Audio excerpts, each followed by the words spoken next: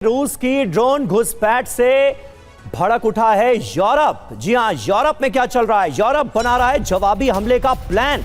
NATO के साथ joint drill से डराने की यह कोशिश होगी। साइबर ऑपरेशन से पलटवार की रणनीति पर भी काम हो रहा है। यूरोप ने तैयार किया हाइब्रिड वॉर प्लान।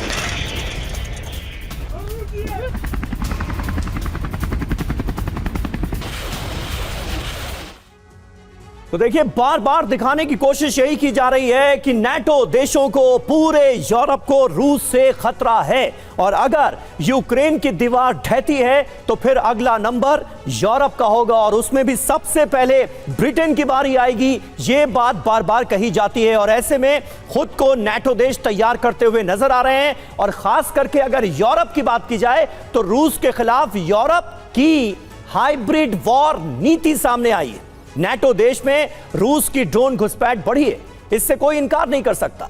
रूसी घुसपैठ का जवाब देने के लिए यूरोप भी तैयार है। यूरोप ने बनाया तेजी से पलटवार का प्लान।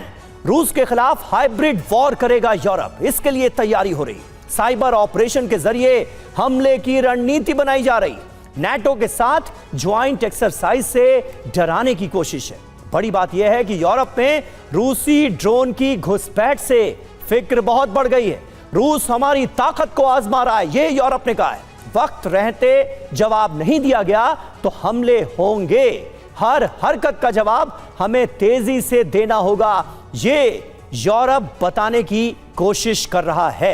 क्या वाकई ऐसा है सचदेव सर? क्योंकि बार बार यह दिखाने की कोशिश की जा रही है कि रूस का रुख ऑफेंसिव है, यूरोप और नाटो देशों का रुख डिफेंसिव है। वो अपनी रक्षा के लिए तैयारियां कर रहे हैं जबकि रूस से उन्हें खतरा है। क्या वाकई ऐसा है?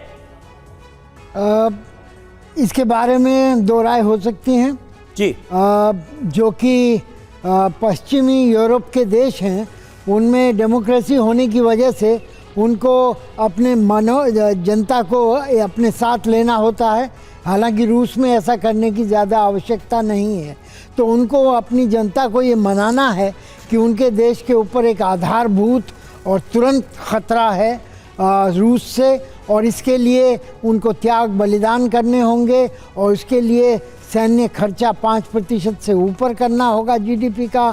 इसके लिए लामबंदी करनी होगी, कॉन्स्क्रिप्शन लाना होगा और भी अलोकप्रिय कदम उठाने होंगे। दूसरी ओर कई देशों में दक्षिणपंथी राजनीति चल रही है।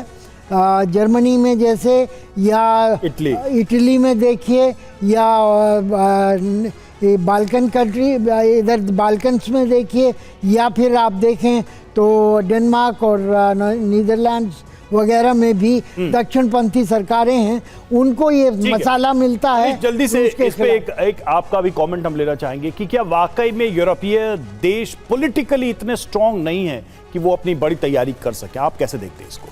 देखिए, तैयारी तो वो कर ही रहे हैं। सबसे बड़ी बात यह है कि ये वही यूरोपीय देश हैं जिसने पहला विश्व युद्ध लड़ा, दूसरा विश्व युद्ध लड़ा।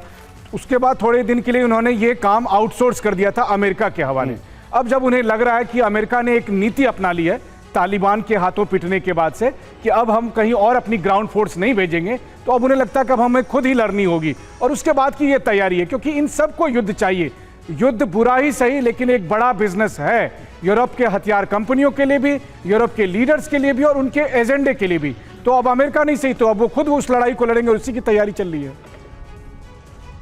बिल्कुल, तो तमाम अहम खबरों पर लगातार हमारी नजर बनी हुई है। ये जंग आखिर किस दिशा में जा रही है? टीवी 9 भारतवर्ष पर जो खबरें, जो अपडेट्स हम आपको लगातार दिखा रहे हैं, उससे आपको अंदाजा लग ही गया होगा। और अब अमेरिका में दुनिया का सबसे बड़ा एयरक्राफ्ट कब्रिस्तान हम आपको दिखाने जा रहे हैं। जी हां, अमेरिका के सबसे बड़े एयरक्राफ्ट कब्रिस्तान की ये तस्वीरें आपके सामने हैं। एरिजोना के टक्सन में मौजूद 4,500 विमान और 40 स्पेसक्राफ्ट एक साथ इन तस्वीरों में आप देख सकते हैं। ये दिलचस्प तस्वीरें इस वक्त टीवी 9 भारतवर्ष पर हम आपको दिखा रहे हैं। दुनिया का सबसे बड़ा एयरक्राफ्ट कब्रिस्तान इन तस्वीरों में आपको नजर आएगा। एरिजोना के टक्सन की ये तस्वीरें हैं जहां पर एक साथ 4,500 विमान और 40 स्पेस क्राफ्ट्स को पार्क किया गया है।